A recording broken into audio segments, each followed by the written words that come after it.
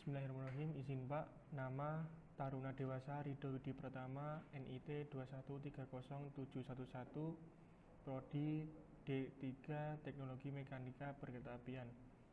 Di sini saya akan menjelaskan bahwa tata cara saat masinis akan berdinas sesuai dengan Peraturan Dinas 16A. Baik, langsung saja. SOP alur dinas masinis yang pertama yaitu hadir dan lapor di UPT kru KA selambat-lambatnya 45 menit sebelum jam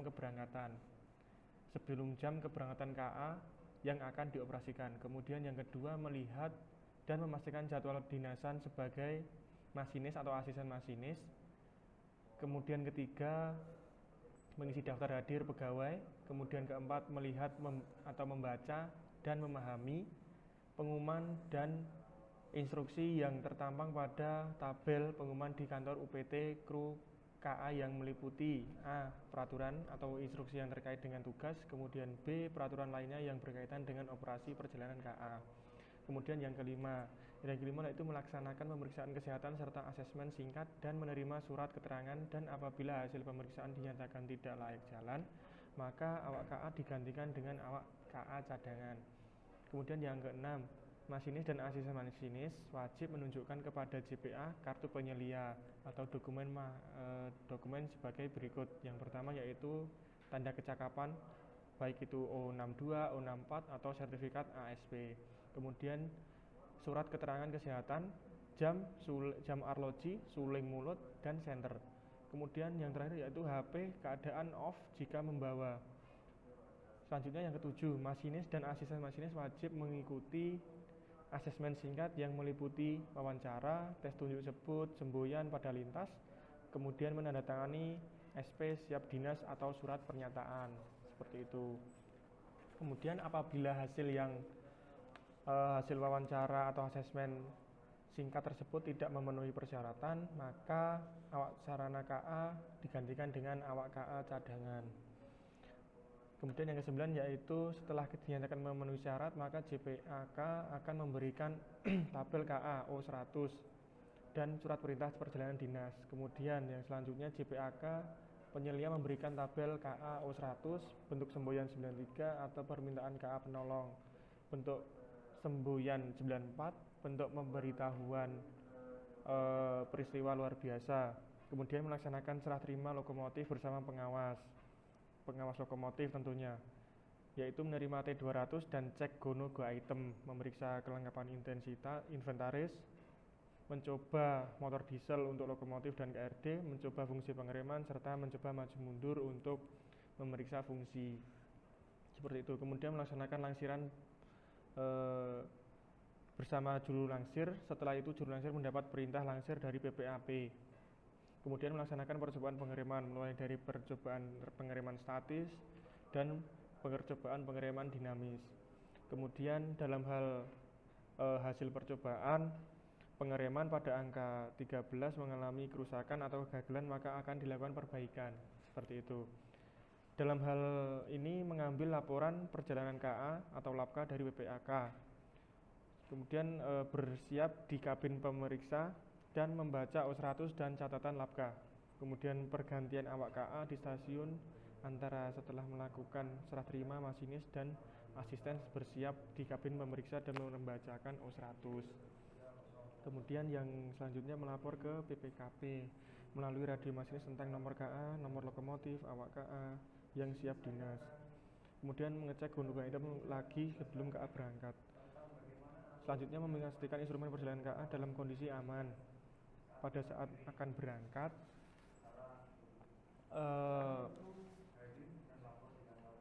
awak masinis dan asisten masinis memperdengarkan semboyan 35 dan setelah meyakinkan sinyal keluar sudah aman dan menerima semboyan 40 dan 41.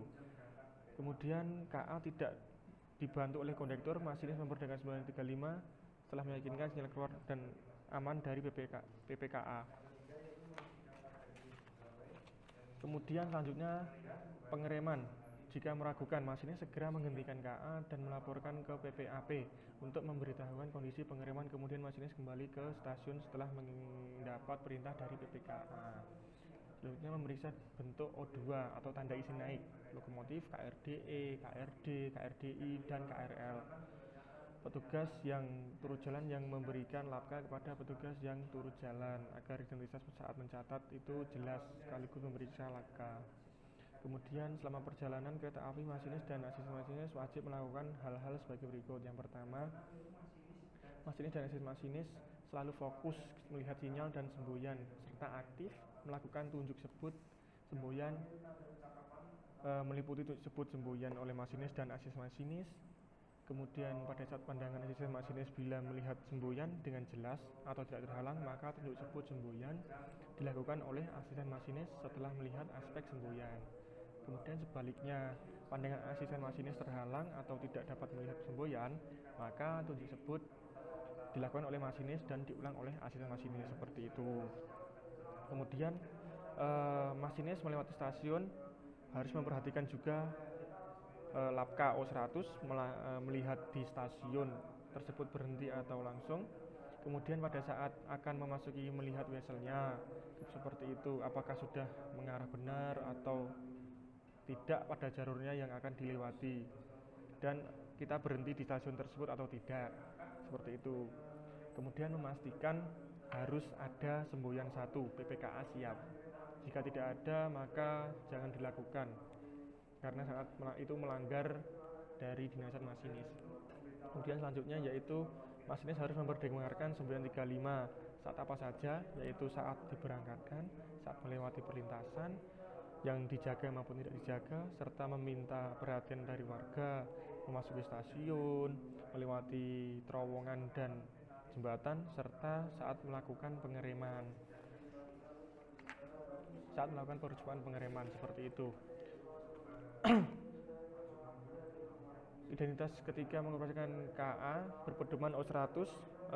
O100 ada beberapa kolom. Nah, kolom ini terdapat 8. Yang pertama itu kolom pertama itu paling kiri letak kilometer, kemudian ya kolom kedua lama stasiun yang berdekatan dengan letak kilometer, kemudian ketiga nama V operasi atau kecepatan operasi, kemudian kolom keempat yaitu Vmax atau kecepatan maksimum, yang kelima yaitu jam kedatangan, yang keenam jam keberangkatan, kemudian kolom ketujuh keterangan, dan kolom ke-8 masuk di jalur buntu yang ada di stasiun. Kolom keterangan biasanya terisi dengan catatan persilangan. Kalau untuk kolom terakhir, yaitu apabila kita memasuki jalur buntu yang bukan di stasiun buntu, seperti itu. Kemudian di O100 terdapat kotak yang ada di garis bawah. Itu artinya yang pertama yaitu stasiun yang diberikan kotak, berarti stasiun memiliki sistem blok. Kemudian apabila di garis bawah tipis itu berarti stasiun tersebut merupakan stasiun pemisah. Kemudian apabila garis bawah tebal berarti stasiun tersebut terdapat depo lokomotif. Kemudian saat masinis dan asisten masinis berdinas, ternyata KA-nya mengalami gangguan. Nah, itu bagaimana cara menanggulanginya, tindakan apa yang akan ditanggulangi, yaitu dengan cara pada saat lokomotif terdapat gangguan, yang pertama yaitu menghubungi PPKP serta meminta arahan.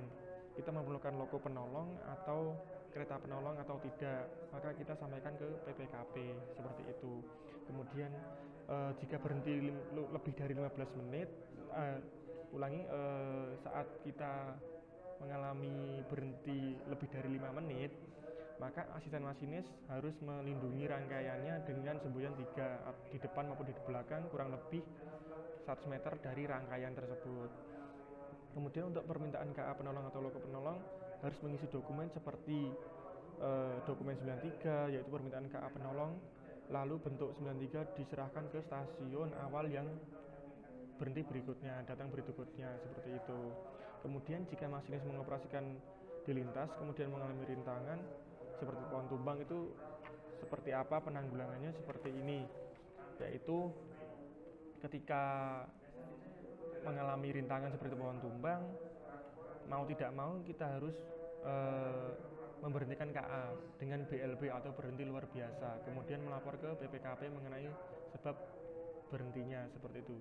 Mengisi bentuk dokumen 94 yaitu tentang peristiwa luar biasa. Kemudian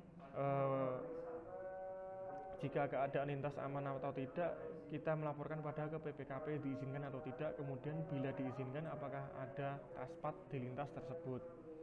Taspat itu adalah batas kecepatan.